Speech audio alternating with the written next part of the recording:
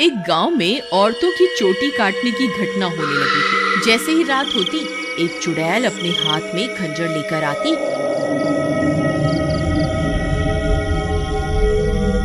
और जो भी औरत उसे सोती हुई मिलती, वह चुड़ैल उसकी चोटी काट कर वहां से चली जाती। किसी को ये समझ नहीं आ रहा था कि ऐसा क्यों हो रहा है। फिर एक दिन, अरे भगवान, अपने बालों को छुपा कर रखो। पूरे गांव में चोटी काटने की घटना बढ़ती ही जा रही है। कहीं उस चुड़ैल की नजर तुम्हारे लंबे बालों पे चली गई तो वो तुम्हारी चोटी काट कर ले जाएगी। अजी, आपको घबराने की कोई जरूरत नहीं है। किसी चुड़ैल की इतनी हिम्मत कहाँ कि वो मेरी चोटी को हाथ भी लगा सके। अच्छा, ये बात है। जैसी तुम्हारी मर्जी। मेरा काम था तुम्हें होशियार करना। अगर चोटी कट गई तो फिर मेरे पास रोते हुए मत आना। इतना बोलकर भीमा वहां से चला जाता है। फिर रात होने पर वह चोटी काटने वाली चुड़ैल फिर से गांव में आती है। वह अपने शिकार को इधर उधर ढूंढ रही होती है। तभी उसे एक घर की खिड़की से एक औरत सोती हुई दिखाई देती है। वह चुड़ैल उस घर में घुस जाती है और उस औरत की चोटी काट लेती है। जैसे ही औरत की चोटी कटती है, उसकी नींद खुल जाती है। हे भगवान, ये चुड़ैल अंदर कैसे आ गई? हाय, मेरी चोटी कहाँ गई? अरे मर गई रे, इसने तो मेरी चोटी काट ली। तभी वह चुड़ैल उसकी चोटी को लेकर वहां से उड़ जाती है। तभी वह औरत उसका पीछा करती है, लेकिन वह चुड़ैल अंधेरे में कहीं गायब हो जाती है। तभी उसका पति भी उसके पीछे पीछे वहां आ जाता है। क्या हुआ मीना, तुम अचानक इतनी रात को यहाँ क्यों भाग कर आ गई? देखिए ना, इस चुड़ैल ने मेरी चोटी ही काट दी और न जाने अंधेरे में कहाँ गायब हो गई है। हे भगवान, ये क्या हो गया? तुम तो ठीक हो ना? उसने तुम्हें तो कोई नुकसान नहीं पहुंचाया ना? फिर वे दोनों उदास मन से वापस अपने घर आ जाते हैं।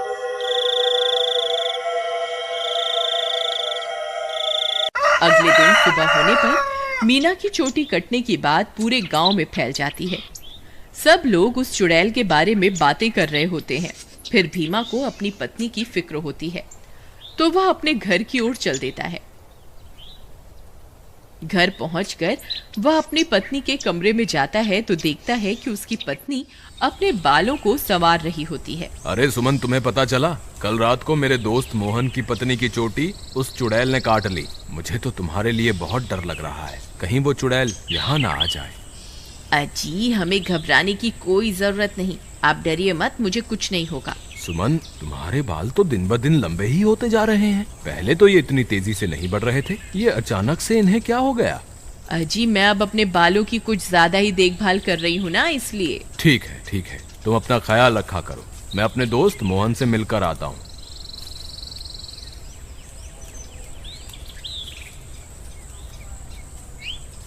अरे भाई मोहन, तुम कैसे हो? भाभी के बारे में पता चला, सुनकर बहुत दुख हुआ। क्या बताऊं भीमा भाई, जब से मीना की चोटी कटी है उसका तो रो रो कर बुरा हाल है। और बताओ, सुषमा भाभी तो ठीक है ना?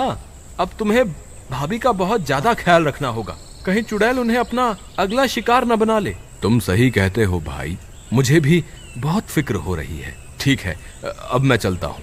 तुम अपना और मीना का ध्यान रखना। फिर इतना बोलकर भीमा वापस अपने घर आ जाता है।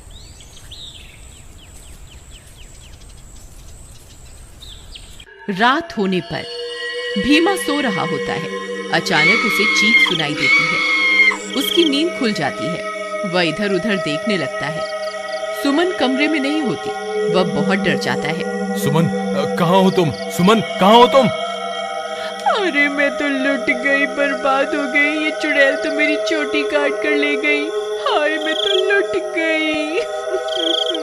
अरे, ये किसकी आवाज है? लगता है चुड़ैल ने फिर से किसी औरत पर हमला कर दिया है। मुझे बाहर जाकर देखना होगा। फिर वह भागकर बाहर जाता है और देखता है कि बाहर कुछ गांव वाले खड़े होते हैं। वह उनके पास जाता है। क्या हुआ भाई? ये चीख पुकार कैसी थी? क्या हुआ? सब ठीक तो है ना? नहीं भाई, अभी अभी चुड़ैल इस बेचारी की चोटी काटकर अंधेरे में गायब हो गई। हे भगवान, सुमन तुम कहाँ हो? मुझे वापस घर जाना चाहिए। फिर वह वापस अपने घर की ओर दौड़ पड़ता है। जब वो घर पहुंचता है तो देखता है कि सुमन अपने बालों को सहला रही होती है। वह उसे देखकर हैरान हो जाता है। सुमन, तुम कहाँ चली गई थी? तुम्हें पता है अभी चुड़ैल ने फिर से किसी की चोटी काट ली। क्या तुम्हें बिल्कुल भी डर नहीं लग रहा? सुमन उसकी बातों को अनसुना कर देती है और खुशी खुशी अपने बालों को सहलाती रहती है। सुमन के बाल अब और भी लंबे हो चुके होते हैं। ये क्या सुमन, तुम्हारे बाल तो एक दिन में ही इतने लंबे हो गए, ये कैसे हो सकता है? भीमा सुमन के बाल देखकर घबरा जाता है। उसे समझ नहीं आता कि आखिर ये सब चल क्या रहा है। फिर अगले दिन सुमन के बालों की लंबाई की चर्चा पूरे गांव में फैल जाती है। सब लोग उसके बालों के बारे में बातें कर रहे होते हैं। अरे भाई, जब जब चुड़ैल किसी की चोटी काटती है तब तब भीमा की पत्नी के बालों की लंबाई बढ़ जाती है। मुझे तो लगता है भीमा की पत्नी ही चोटी काटने वाली चुड़ैल है। भीमा उन सारे गांव वालों की बातें सुन रहा होता है। उसे कुछ समझ नहीं आता कि वह अब क्या करे। फिर वह अपने दोस्त मोहन के पास मदद मांगने जाता है। मोहन भाई, मुझे लगता है सुमन ही चुड़ैल है जो गांव में सबकी चोटी काट रही है। तुम ऐसा क्यों कह रहे हो भाई? भाई, जब जब किसी की चोटी कटती है तब तब सुमन की बालों की लंबाई बढ़ जाती है। और कल जब चुड़ैल का हमला हुआ तब सुमन अपने बिस्तर पर भी नहीं थी, फिर अचानक पता नहीं कहां से आ गई। अगर ऐसा है तो हमें कुछ ना कुछ करना होगा। तुम आज रात को सोने का नाटक करना, फिर जैसे ही भाभी घर से निकले तुम उसका पीछा करना, तब दूध का दूध और पानी का पानी हो जाएगा। मोहन भाई, तुम भी मेरे साथ मेरे घर चलो, तुम वहीं छुप जाना, फिर हम इसे रंगे हाथों पकड़ेंगे। ठीक है, चलो फिर।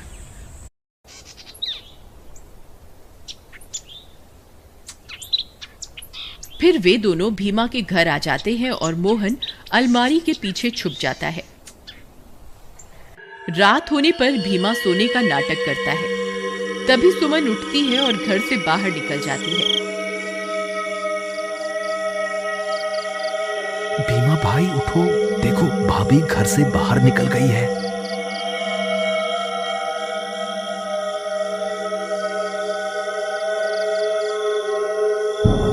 सुमन थोड़ी दूर जाते ही चुड़ैल में बदल जाती है और अपने शिकार की तलाश करने लगती है।